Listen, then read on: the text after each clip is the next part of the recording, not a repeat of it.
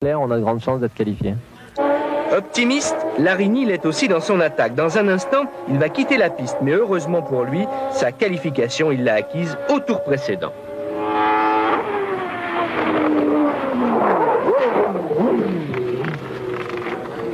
Je ne sais pas si l'arme secrète des Brabham, c'est ce flanc nervuré. En tout cas, la célèbre firme anglaise n'a pas raté son retour et Brundle et Modena n'ont eu aucun mal à passer ce premier test. À signaler que Brabham a racheté les moteurs de Ligier. Autre préqualifié, Bernd Schneider avec l'élégante et fuselée Zakspeed de Yamaha.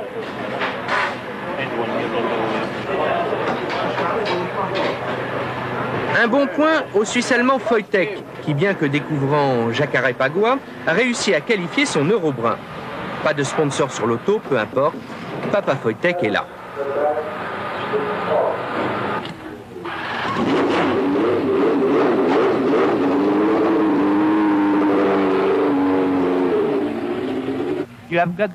Vous avez la réputation en Formule 3000 d'être un pilote un peu trop chaud. Allez-vous vous calmer en Formule 1 ?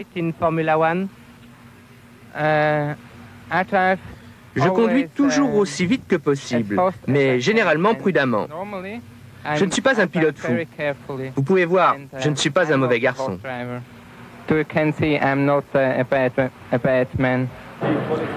On vient de le voir avec la Zakspeed, avec la Brabham. La mode lancée par Rial en 88 est à la mini F1, très aérodynamique.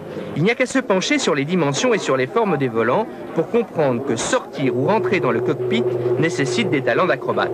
N'est-ce pas, monsieur Shiver ? Problème de place aussi pour Herbert, une grosse pointure paraît-il. Nini, lui, n'a aucun problème pour s'extraire de la nouvelle Ligier. Il sera secondé cette année par le talentueux Olivier Grouillard. Du simple, du classique, moteur Ford DFR, la nouvelle Ligier doit marquer le renouveau de l'équipe. J'ai pris la décision qu'on remonterait l'équipe au top niveau.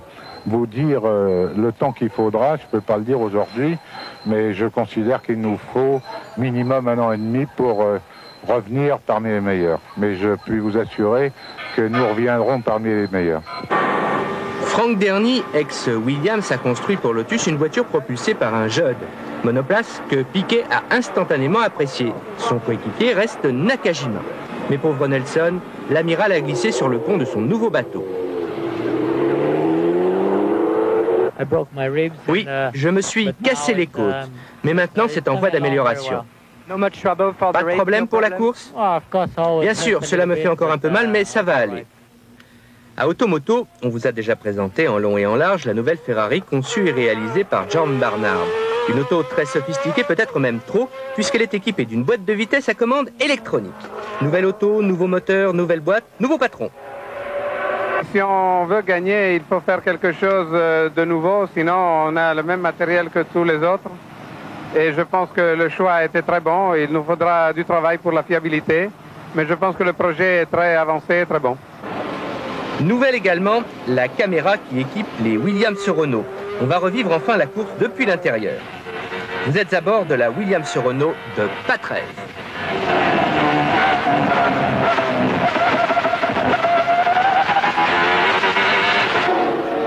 Reste à rencontrer ceux qui l'année dernière ont survolé le championnat, McLaren Honda, Senna, Prost.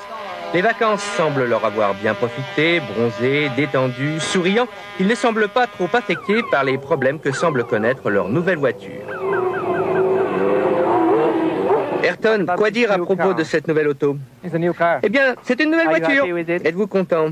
Trop tôt pour le dire, il faut attendre dimanche après-midi, alors je serai capable de répondre à votre question. Les journaux brésiliens font état de problèmes sérieux, châssis et moteur. On doit les croire ? Ce que vous devez croire, c'est qu'on a beaucoup de travail à faire. Il semble qu'actuellement, nous sommes à égalité avec les autres. En tout cas, dimanche, ce sera un rude combat. Alain, la vérité, toute la vérité. Alors, cette nouvelle voiture, une trapanelle ou une super auto ?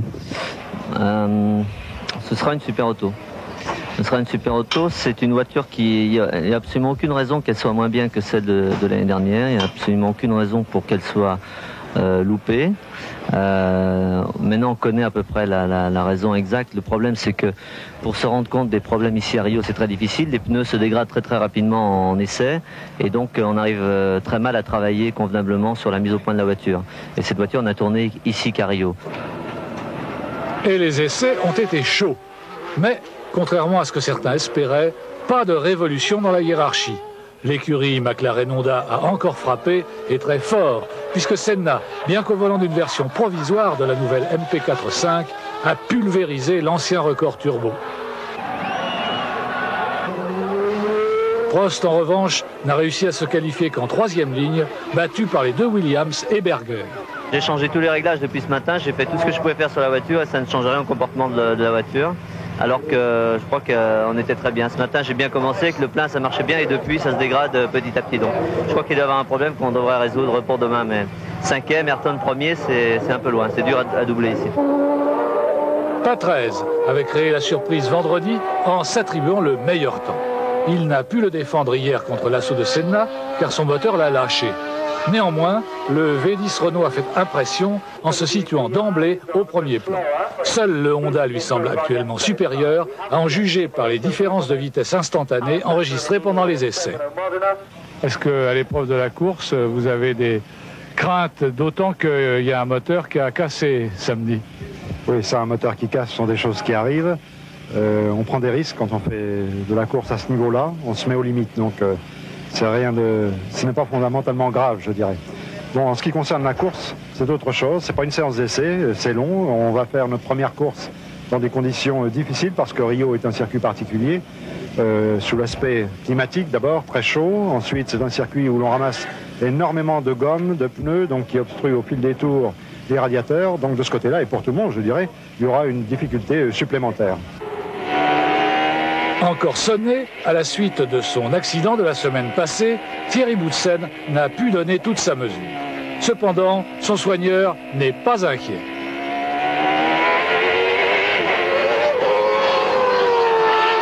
En fait, il ne souffre plus, il n'a plus de douleur. Simplement, il avait des réactions qui étaient un petit peu lentes. Il avait de la peine à se mettre en route.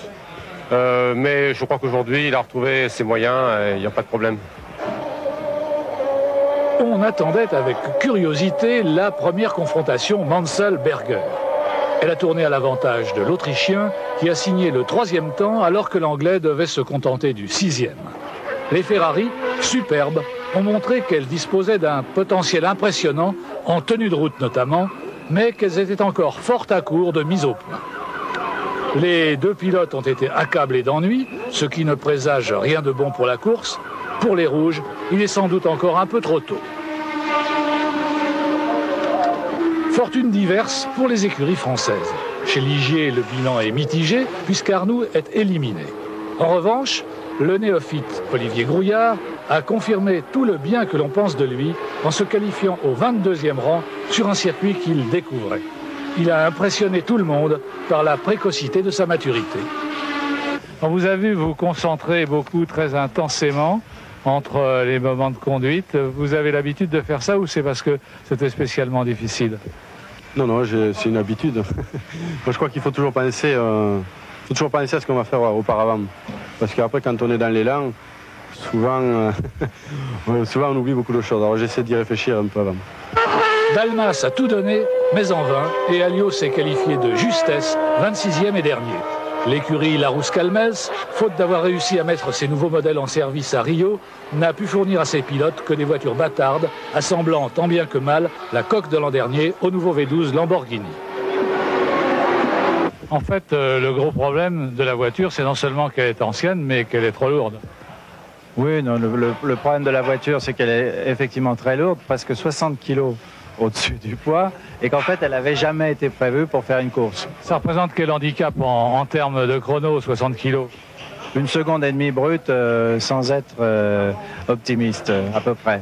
Donc, bon, là, n'est pas le problème. Le problème pour nous, c'est vraiment demain de faire une séance d'essai avec ce nouveau moteur, qui va donc participer à sa première course.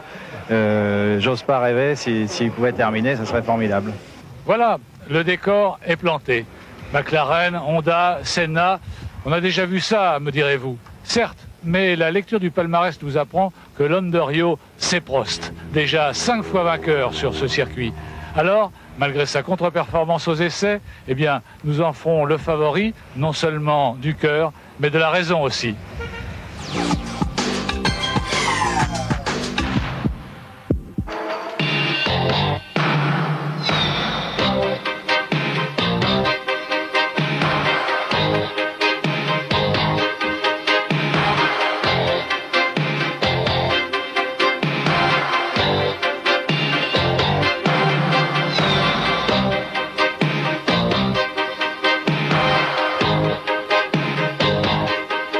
Vous l'avez deviné, nous sommes au Japon pour le premier Grand Prix moto de la saison. C'est donc sur le circuit de Suzuka que le championnat du monde a débuté ce matin, première manche d'une saison qui va compter 14 Grands Prix.